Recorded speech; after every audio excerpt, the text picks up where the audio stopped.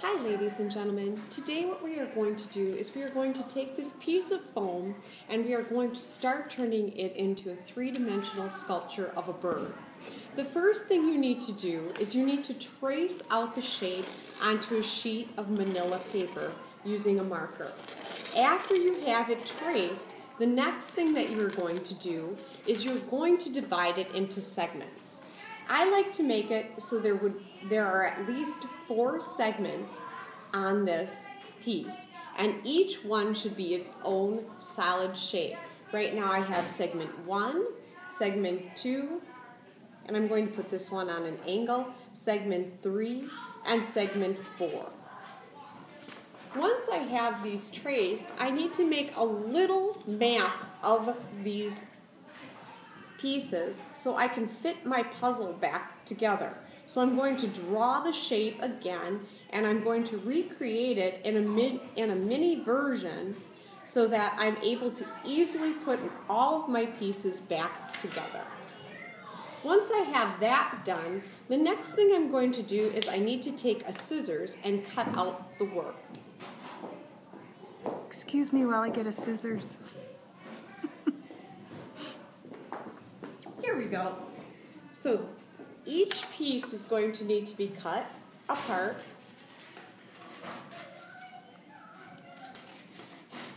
And then I also need to cut out the puzzle piece.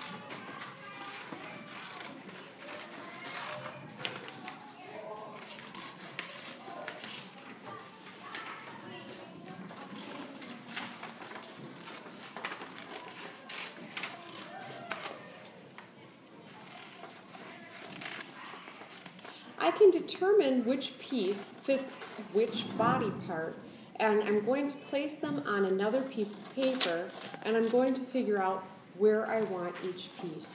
I need this small map or puzzle piece for later so that I can put it back together on my piece of foam. So my arrangement will be so that I have a head, so that I can create a body.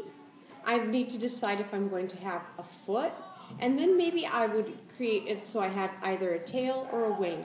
And it's totally fine for you to put your pieces so they are on forward or on backwards or upside down.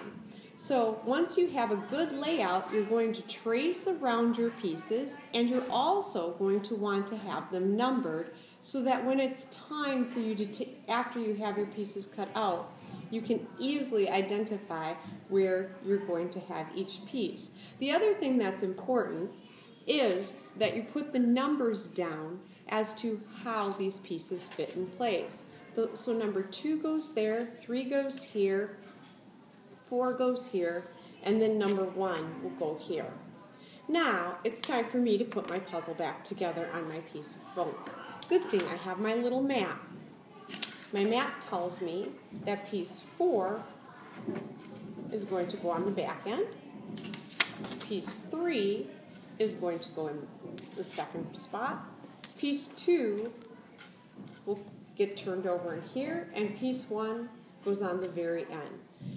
Now, the next thing that happens is we're going to be cutting out our pieces. In order to do that, we need to draw out where they belong on the foam. A line will come across here, and then I will draw a line straight up on both the edges of the piece. The second line will come across here, and then I will draw a line straight up on both sides of the edges of the piece.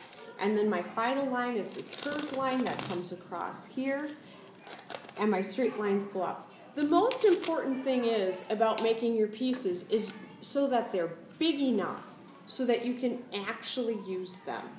This is what we do in our first day. You have your plan, you have your pieces, you have your little map, and you trace it onto your foam.